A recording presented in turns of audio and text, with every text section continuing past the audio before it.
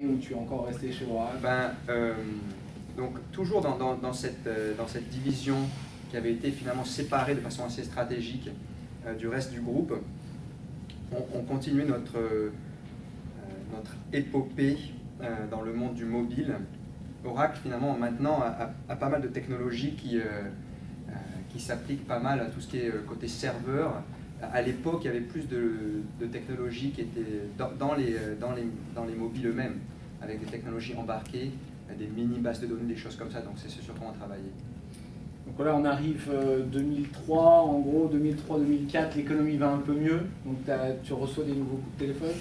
Exactement. Ouais. Donc, tu pars de chez Oracle pour aller chez... En fait, j'ai été contacté en 2003-2004 par une boîte qui s'appelle Symbol, qui est une boîte intéressante d'un point de vue historique. À l'époque, ils ont à peu près 30 ans d'existence. Ils ont commencé en faisant des scanners à barcode qu'on peut encore trouver aujourd'hui dans la plupart des magasins où vous irez. Si on regarde un petit peu au check-out, la technologie, c'est un espèce de truc qu'on tient dans la main et qui scanne les barcodes, et c'est Symbol qui les fait. Ils ont commencé comme ça. Petit à petit, ces trucs-là sont devenus de plus en plus perfectionnés, et puis ils ont perdu leur fil qui les reliait à la machine, parce qu'ils ont inventé toutes les technologies du wireless. Donc ils avaient beaucoup de brevets dans tout ce qui était wireless. Et malgré ça, ils étaient confinés en fait dans un business où ils faisaient que vendre des appareils, et ça devenait un petit peu étroit pour la croissance de la boîte. Et donc la boîte avait cette ambition de créer, de se transformer, de devenir une boîte qui vendait des solutions, donc du logiciel. Donc ils ont décidé de former une division informatique, logiciel, et ils cherchaient à la former à peu près de zéro. Et donc moi je faisais partie d'un tout petit groupe qui dirigeait ça. On travaillait pour le CTO, ça semblait du dehors une bonne proposition, quelque chose d'intéressant et qui allait me permettre de voir, en fait, après 6 ans chez Oracle, j'étais prêt à partir quoi qu'il arrive. C'est une boîte géniale, hein, Oracle, il n'y a rien de mal. Mais Symbol, c'est une boîte qui fait partie de Motorola aujourd'hui? Alors, ils se sont fait racheter en 2007 par Motorola. Ouais. C'était une boîte publique, mais qui effectivement s'est fait racheter. Et je connais un peu ton CV, tu es resté qu'un an. Guilty as charged. Ouais, je me suis rendu compte en fait au bout de 6 mois que je n'allais pas m'amuser chez Symbol. C'était en fait tout au sommet, il y avait eu cette épiphanie, c'est peut-être du franglais ça. Il y avait eu cette réalisation qu'il fallait qu'on passe au software, mais c'était pas descendu jusqu'en bas. Et donc du coup, tout le reste de la boîte vendait encore des boîtes. Et donc tout était, c'est remonter la rivière comme les saumons. Donc c'était impossible à faire. Je ne me voyais pas passer 10 ans à essayer d'opérer cette transition à l'intérieur. Et donc j'ai décidé de changer de cap et de bosser sur une start-up. Donc au bout de 6 mois, tu réalises chez eux que c'est pas bien, donc tu passes 6 mois chez eux à bosser sur ton projet. C'est ça que ça veut dire? Ouais, en fait... peut-être on peut le dire. Tu as une manière de me présenter qui est intéressante. Donc disons que tu passes les samedis et dimanches sur... Ouais, c'était... en fait...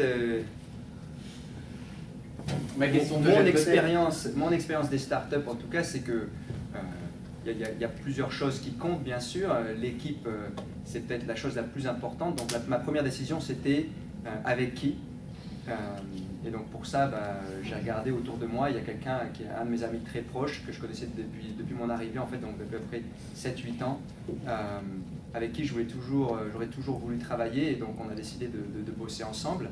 Ensuite, il nous fallait une idée, et donc ça nous a pris quelques temps quand même à évacuer quelques mauvaises idées avant d'en trouver une qui nous semblait pouvoir tenir la route.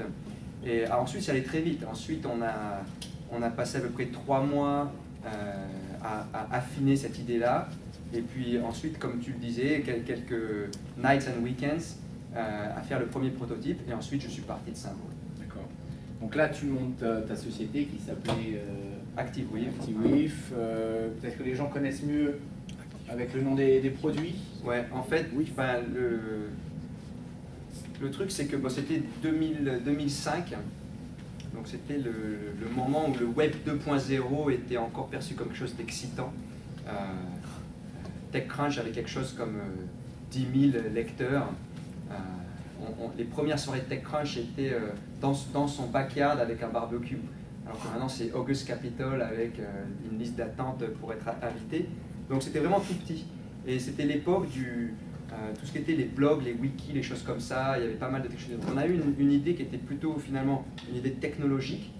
Et on a commencé un premier produit qui s'appelait Stickies. En fait c'était de la prise de notes, des annotations pour n'importe quelle page web. Donc les utilisateurs pouvaient aller là et puis y laisser un sticky note pour leurs copains, etc. C'était social. C'était social, oui. Il fallait que ce soit social. Le Web 2.0, si tu n'avais pas ce tag dans la description de ta boîte, tu ne pouvais pas lever de fonds. Donc c'était social. Et on a bossé à peu près, je dirais, 9 mois sur la technologie avant de la lancer. Et puis on s'est rendu compte qu'en fait, la presse nous donnait un succès d'estime. Ils trouvaient la technologie super intéressante. Mais par contre, il n'y avait personne qui l'utilisait. Au bout de 2 mois, on avait 3000 utilisateurs. Donc avec ça, on ne va pas pouvoir survivre. Donc on a commencé à réfléchir. Je t'arrête juste là. Ouais, arrête-moi. Je n'hésiterai pas. Et les gens, en fait, ont l'habitude de trouver un copain d'enfance ou quelqu'un avec qui on a envie de travailler, et puis de travailler 6 mois sur un projet.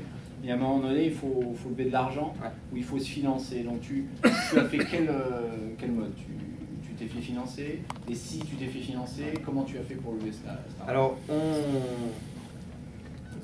on a donc commencé par mûrir un petit peu l'idée avant même de quitter notre job. Dès qu'on a commencé à sentir qu'on avait finalement agrippé une idée qui avait un peu de mérite et à laquelle on était prêt à se dédier, ben on est parti. Et ensuite, on a pris à peu près 3 mois pour finir le prototype, préparer notre pitch, et ensuite on est allé voir principalement des VC. Et en 3 mois de plus, avec leur aide, on a créé en fait un réseau d'angels qui nous ont financés. On a levé à peu près 3/4 million de dollars, donc 750 000 $. En premier round En seed. Maintenant, les investissements se passent un petit peu différemment. Souvent, c'est priced. Nous, on avait juste une note convertible. Et donc, on a levé ça en 3 mois. Tu peux donner les noms des investisseurs connus dans le francophone? Il y a quelqu'un qui était invité ici il y a quelques mois, Édouard Bugnon. Ça doit être quelqu'un de célèbre. Voilà. C'était Édouard Bugnon, donc, qui lui qui était le founding CTO de VMware, qui maintenant est chez Cisco. Donc lui, c'était quelqu'un qui nous amenait non seulement son capital, mais aussi pas mal de savoir-faire. On avait aussi Esther Dyson, qui est connue justement dans toute cette mouvance 2.0. C'est un petit peu une visionnaire. Maintenant, elle est très préoccupée par tout ce qui est voyage dans l'espace et choses comme ça. Elle a fait pas mal de vols en apesanteur. Enfin, quelqu'un qui est vraiment long-term vision. Et donc, on était assez content de l'avoir parmi nos advisors et investors. Et puis quelques amis? Quelques amis, bien sûr, certains me parlent encore. Je garde mes listes. Ouais, on se parle, mais tu ne pas.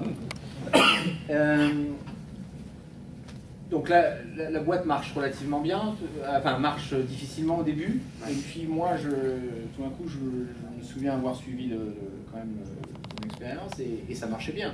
Il y avait facilement 1 million d'utilisateurs. Voilà, quand on a vu qu'il n'y avait pas cette espèce de croissance avec les utilisateurs avec notre premier produit, et on a aussi vu la longueur en fait de la piste de décollage qui nous restait en termes de capital, on s'est dit, retour aux planches à dessin, qu'est-ce qu'on peut faire avec cette technologie en 6 mois? Et donc on a complètement refondu tous les outils qui existaient déjà, et on a simplifié à mort. Et ça, c'est la leçon numéro 1 d'une startup, c'est qu'on avait fait beaucoup trop compliqué. C'est toujours le cas en fait. Toute startup commence avec des ambitions incroyables, et c'est pour ça que la presse aimait bien, parce que c'était très ambitieux, mais du coup ça n'allait jamais marcher, parce que les gens ne savaient pas quoi faire avec, il y avait trop de possibilités. Et on a enlevé à peu près 90% des